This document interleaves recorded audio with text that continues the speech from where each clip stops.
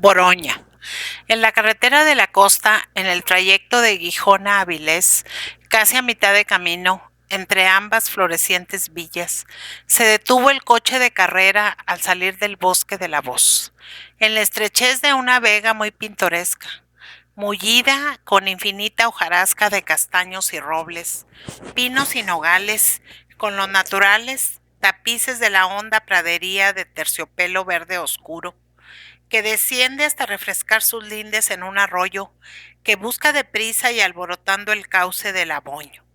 Era una tarde de agosto, muy calurosa aún en Asturias, pero allí mitigaba la fiebre que fundía el ambiente una dulce brisa que se colaba por la angostura del valle, entrando como tamizada por entre ramas, gárrulas e inquietas del robledal espeso de la Voz, que da sombra en la carretera en un buen trecho.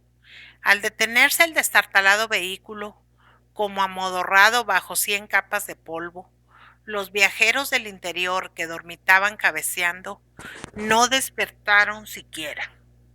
Del cupé saltó como pudo y no con pies ligeros ni piernas firmes, un hombre flaco, de color de aceituna, todo huesos mal avenidos, de barba rala, a que el polvo daba apariencia de cana, vestido con un terno claro, de verano, traje de buena tela, cortado en París, y que no le sentaba bien al pobre indiano, cargado de dinero y con el hígado hecho trizas.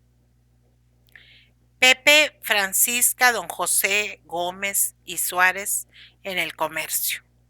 Buena firma, volvía a Prendes su tierra, después de 30 años de ausencia. 30 años invertidos en matarse poco a poco, a fuerza de trabajo, para conseguir una gran fortuna, con la que no podía ahora hacer nada de lo que él quería. Curar el hígado y resucitar a Pepa Francisca, de Francisquín, su madre. De la boca del coche sacó el zagal, con gran esfuerzo, hasta 4 baúles, de mucho lujo todos y vistosos, y una maleta vieja, remendada, que Pepe Francisca conservaba como una reliquia, porque era el equipaje con que había marchado a México. Pobre, con pocas recomendaciones, pocas camisas y pocas esperanzas. Dio Pepe a los cocheros buena propina, y a una señal suya siguió su marcha el destartalado vehículo, perdiéndose pronto en una nube de polvo. Quedó el indiano solo, rodeado de baúles, en mitad de la carretera. Era su gusto. Quería verse solo allí, en aquel paraje con que tantas veces había soñado. Ya sabía él, allá desde Puebla, que la carretera cortaba ahora el Suquerú, el prado donde él, a los 8 años, apacentaba las 4 vacas de Francisquín de Pola, su padre. Miraba a derecha e izquierda, monte arriba, monte abajo, todo estaba igual. Solo faltaban algunos árboles y su madre. Allá enfrente, en la otra ladera del angosto valle, estaba la humilde casería que llevaban desde tiempos remotos los suyos. Ahora vivía en ella su hermana Rita, su compañera de linda en el Suqueru, casada con Ramón Llantero, un indiano frustrado, de los que van y vuelven a poco sin dinero, medio aldeanos y medio señoritos, y que tardan poco en sumirse de nuevo en la servidumbre natural del terruño y en tomar la pátina del trabajo que suda sobre la gleba. Tenían 5 hijos, y por las cartas que le escribían conocía el ricachón que la codicia de Llantero se le había pagado a Rita y había reemplazado al cariño. Los sobrinos no le conocían siquiera, le querían como a una mina y aquella era toda su familia. No importaba, quisiéranle o no, entre ellos quería morir en la cama de su madre. Morir, quién sabía, lo que no habían podido hacer las aguas de Vichy, los médicos famosos de Nueva York, de París, de Berlín, las diversiones del mundo rico, los 1000 recursos del oro, ¿podría conseguirlo acaso el aire natal? Pobre frase vulgar que él repartía siempre para significar muchas cosas distintas. Hondas complicaciones de un alma. Faltaba vocabulario sentimental y sobraba riqueza de afectos. Lo que él llamaba exclusivamente el aire natal era la pasión de su vida, su eterno anhelo, al amor, al rincón de verdura en que había nacido, del que le habían arrojado de niño, casi a patadas, la codicia aldeana y las amenazas del hambre. Era un chiquillo enclenque, soñador, listo pero débil, y se le dio a escoger entre hacerse cura de misa y olla o emigrar. Y como no sentía vocación de clérigo, prefirió el viaje terrible, dejando las entrañas en la vega de Prendes, en el regazo de Pepa Francisca. La fortuna, después de grandes luchas, acabó por sonreírle. Pero él la pagaba con desdenes, porque la riqueza, que procuraba por instintos de imitación, por obedecer a las sugestiones de los suyos, no le arrancaba del corazón la melancolía.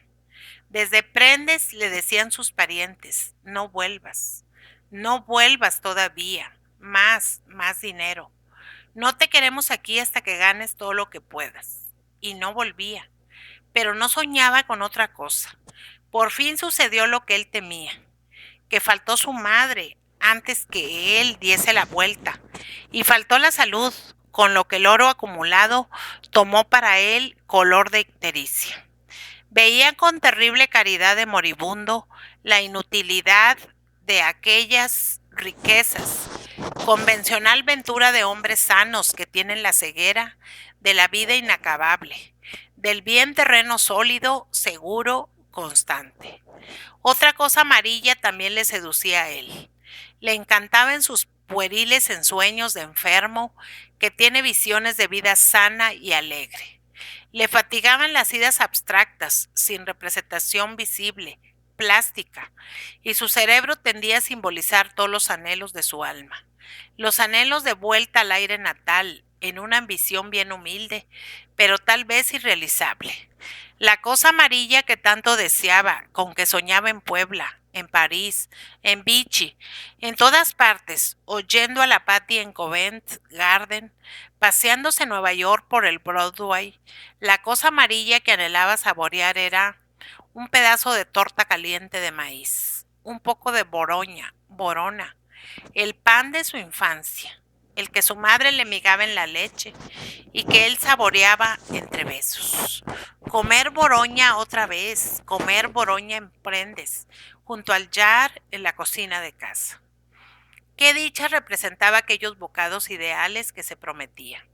Significaba el poder comer boroña, la salud recuperada, las fuerzas devueltas al miserable cuerpo, el estómago restaurado, el hígado en su sitio, la alegría de vivir, de respirar las brisas de su colina amada y de su bosque de la voz. Veremos, se dijo Pepe, plantado en la mitad de la carretera cubierto de polvo, rodeado de baúles en que traía el cebo con que había de comprar a sus parientes salvajes por el corazón.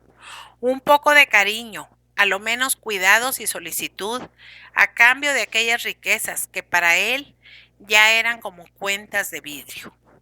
Tardaba en llamar a los suyos, en gritar, ¡ah, Rita!, como antaño, para que acudiesen a la carretera y le subieran a casa el equipaje. Y a él mismo, que, de seguro, sin apoyo no podría dominar la cuesta. Tardaba en llamar porque le placía aquella soledad de su humilde valle estrecho que le recibía apacible, silencioso pero amigo, y temía que los hombres le recibiesen peor, enseñando la codicia entre los pliegues de la sonrisa obsequiosa con que de fijo acogerían al ricachón sus presuntos herederos. Por fin se decidió. ¡Ah, Rita!, gritó como antaño cuando guindaba en el suquero y desde el prado pedía la merienda a su hermana que estaba en casa. A los pocos minutos de Rita, de llantero, su esposo, y de los 5 sobrinos. Pepe Francisca descansaba en el corredor de la casucha en un sillón de cuero, herencia de muchos antepasados. Pero el aire natal no le fue propicio. Después de una noche de fiebre, llena de recuerdos, y del extraño malestar que produce el desencanto de encontrar frío, mudo, el hogar con que se soñó de lejos, Pepe Francisca se sintió atado al lecho, sujeto por el dolor y la fatiga. En vez de comer boroña como anhelaba, tuvo que ponerse a dieta. Sin embargo, ya que no podía comer aquel manjar soñado, quiso verlo, y pidió un pedazo del pobre pan amarillo para tenerlo sobre el embozo de la cama y contemplarlo y palparlo. Con 1000 amores, toda la boroña que quisiera. Llantero, el cuñado codicioso, el indiano fallido, estaba dispuesto a cambiar toda la boroña de la cosecha por las riquezas de los baúles y las que quedaban por allá. Rita, como había temido su hermano, era otra. El cariño de la niñez había muerto. Quedaba una matrona de aldea, fiel a su esposo hasta seguirle en sus pecados, y era ya como él, avarienta, por vicio y por amor de los 5 retoños. Los sobrinos veían en el tío la riqueza fabulosa, desconocida, que tardaba en pasar a sus manos porque el tío no estaba tan a las últimas como se había esperado. Atenciones, solicitud, cuidados, protestas de cariño no faltaban, pero Pepe comprendía que, en rigor, estaba solo en el hogar de sus padres. Llantero hasta disimulaba mal la impaciencia de la codicia, y eso que era un raposo, de los más solapados del consejo. Cuando pudo, Pepe abandonó el lecho para conseguir, agarrándose a los muebles y a las paredes, bajar al corral, oler los perfumes para él exquisitos del establo. Lleno de recuerdos de la niñez primera, le olía el lecho de las vacas, al gozo de Pepa Francisca, su madre. Mientras él, casi arrastrando, rebuscaba los rincones queridos de la casa para olfatear memorias dulcísimas, reliquias invisibles de la infancia junto a su madre. Su cuñado y los sobrinos iban y venían alrededor de los baúles, insinuando a cada instante el deseo de entrar a saco la presa. Pepe al fin entregó las llaves. La codicia metió las manos hasta el codo. Se llenó la casa de objetos preciosos y raros, cuyo uso no conocían con toda precisión aquellos salvajes avarientos, y en tanto, el indiano, sentenciado a muerte, procuraba asomar el rostro a la huerta, con esfuerzos inútiles, y arrancar migajas del cariño del corazón de su hermana, de aquella Rita que tanto le había querido. La fiebre última le cogió en pie, y con ella vino el delirio suave, melancólico, con la idea y el ansia fijas de aquel capricho de su corazón. Comer un poco de boroña, la pedía entre dientes, quería probarla, llevábala hasta los labios, y el justo del enfermo la repelía.